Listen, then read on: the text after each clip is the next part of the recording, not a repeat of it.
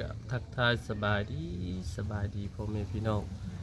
ทางประเทศลาวและสวัสดีพ่อแม่พี่น้องทางประเทศไทยและต่างประเทศเนาะมาพบมาพ่อกับส่องลุงใหญ่กันยินดีต้อนรับเข้าสู่ส่องลุงใหญ่เด้อพี่น้องมื้อนี้เนาะมาน้องเอ้ยลุงใหญ่ออกมาคลิปนี้ก็มาเป็นกำลังใจให้ทั้งพี่น้องฟังไทยเพิ่นเนาะพี่น้องเนาะก็ได้เบิ่งข่าวแล้วก็โอ้ยพี่น้องเอ้ยเป็น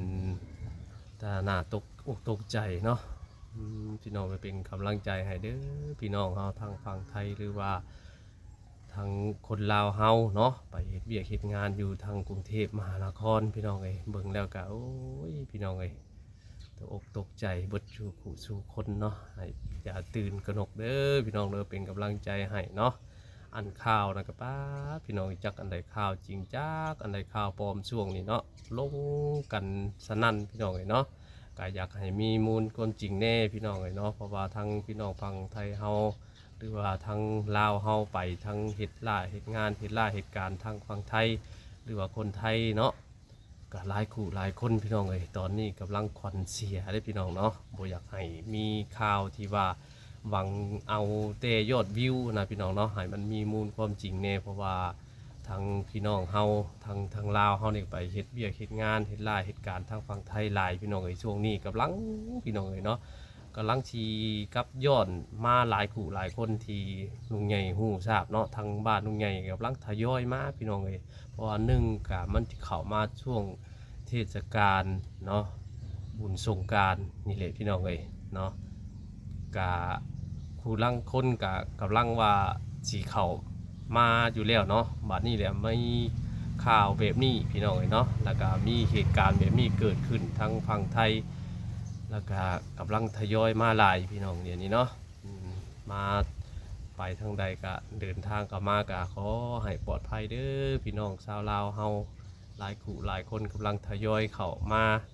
ลาวเฮาพี่น้องมาลิ่นสงกรานต์หรือว่ามาปีใหม่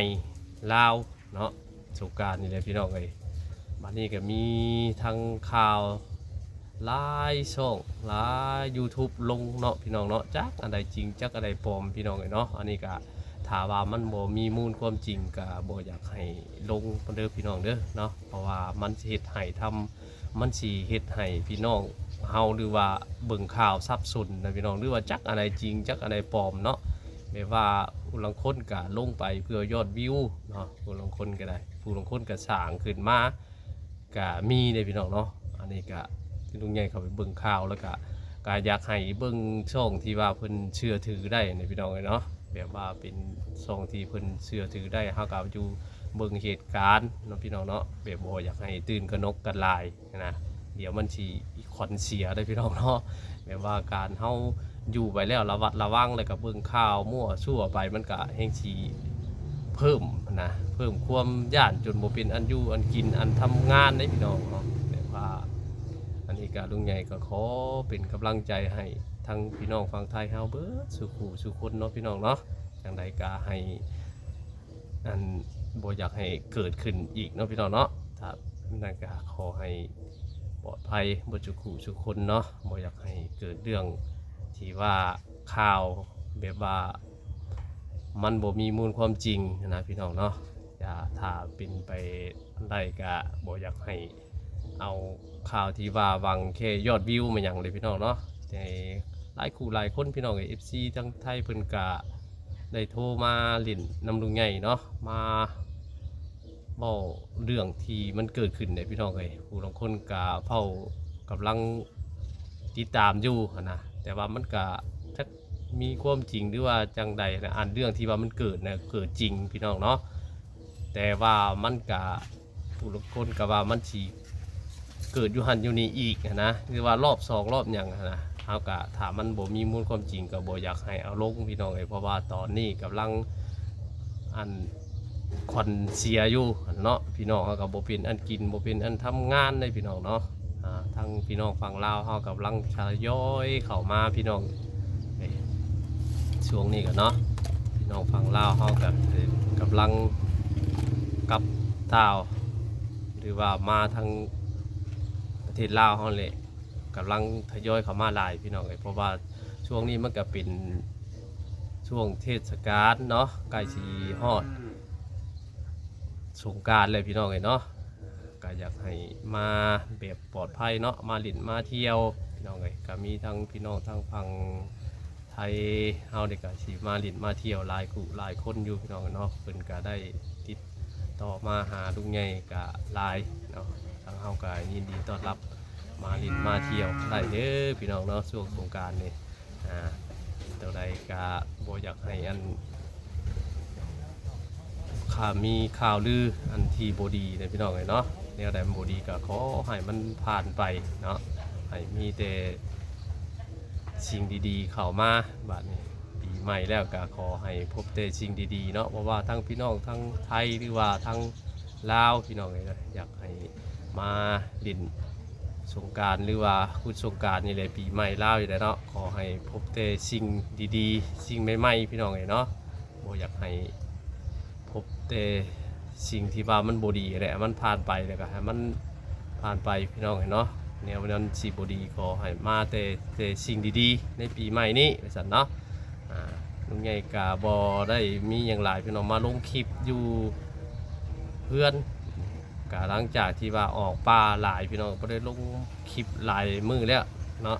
นี่ก็มี FC ทางฝั่งไทยเพิ่นโทรมาเล่นน้ำหลายคู่หลายคนก็เว้าแต่เรื่องที่ว่านี่พี่น้องแผ่นดินไหวนี่แหละเนาะลุงใหญ่ก็ได้เบิ่งหูเบิ่งข่าวลายซอกลายโอ้ยพี่น้องเนาะจักผลเสียเบิด ทางพี่น้องฝั่งลาวเขาก็ติดต่อหากันทึกลูกน้องพี่น้องเนาะญาติว่าพี่น้องทั้งนี่ไปเหตุการณ์อยู่ในเขตนั่นเมืองนั่นนะก็เพราะว่าแต่ทั้งฝั่งไทยเลยพี่น้องเนาะฝั่งลาวก็พี่น้องจักจัดใดเนาะ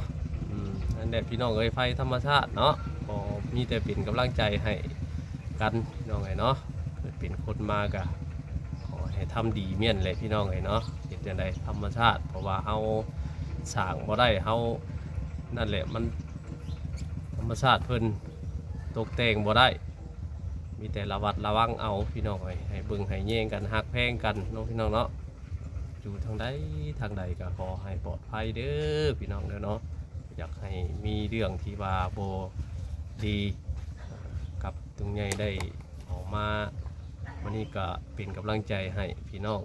เนาะบอกว่าทางไทยหรือว่าทางลาวเลยพี่น้องส่วนหลายกับลาวเขากับไปเห็นเวียกเห็นงานทั้งกรุงเทพหรือว่าทางฝั่งไทยเนี่ยหลายคนเนาะแต่ว่าช่วงนี้กำลังแตกตื่นกันพี่น้องเห็นว่ากำลังสีทยอยกันเข้ามาหลายเนาะเดินทางเข้ามาก็ให้ปลอดภัยพี่น้องเนาะก็อยากให้ตื่นกันนกกันลายกันวันนี้ก็ออกมาว่าคลิปเป็นกำลังใจให้พี่น้องได้มาบอกแล้วก็สิบอกเรื่องทั้ง สาวลาวน้ำอีกพี่น้องเนาะว่าตรงนี้กับบริวารหลายมือและพี่น้องส่วนหลายกับมิเตสีออกไปหาปูหาปลาหาอยู่หากินเนาะนี่ก็มีเวลาบ่ได้ออกไปใส่พี่น้องออกไปแล้วตอนเช้าเนาะหาอยู่หากินกลับมากะของญาติบัตรคำพี่น้องมานั่งเว้าอยู่เรือนเนาะกะสาวลาวนี่ก็ช่วงสงกรานต์นี่ก็สิมีหลายคู่หรือว่าพี่น้องเนาะตามที่เขาข่าวมาแต่ว่ามันสิเป็นจริงหรือบ่ก็บ่ฮู้เนาะเพิ่นว่าสิเดินทางเข้ามาก็มาลุ้นกันแหละพี่น้องเนาะบ่อยากให้มีการตัวกันถ้าว่าฮักกันก็ให้มาห้องมาขอตามที่ของประเพณีทางลาวเฮานี่แหละอันนี้ก็สิเป็นไปได้บ่ก็มาลุ้นน้ำกันพี่น้องเพราะว่ามีแววๆอยู่เนาะทางเพิ่นก็สิเข้ามาหาลุงใหญ่นี่แหละพี่น้องให้ลุงใหญ่พาไปหรือว่าให้ลุงใหญ่เป็นผู้รักผู้ใหญ่ให้ไปทาบนะแต่มันก็สิเป็นไปได้บ่มันก็ขึ้นอยู่กับคนสองคนความหักเนาะเพราะว่าทางเฮาก็ซอยได้แค่เว้า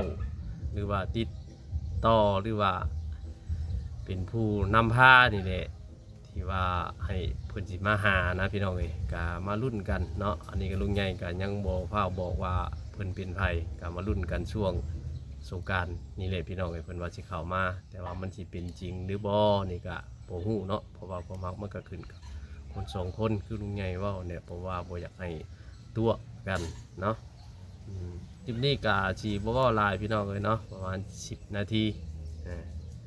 ก็ขออวยพรให้ทุกผู้ทุกคนปลอดภัยเบิดทุกผู้ทุกคนเนาะบ่ว่าเรื่องร้ายแล้วก็ขอให้มันผ่านไปให้เรื่องดีเข้ามาพี่น้องเอ้ยเนาะเป็นกำลังใจให้กันให้อยู่ดีมีเฮงเบิดทุกผู้ทุกคนพี่น้องเอ้ยปีใหม่นี่ให้มีแต่สิ่งดีๆเนาะสิ่งใดที่มันบ่ดีก็มันผ่านไปน้องเนาะมาลิ้นมาม่วนน้ำกันพี่น้องเอ้ยสำหรับคลิปนี้ก็สิพอประมาณนี้เด้อพี่น้องขอกล่าวคำว่าสำบายดี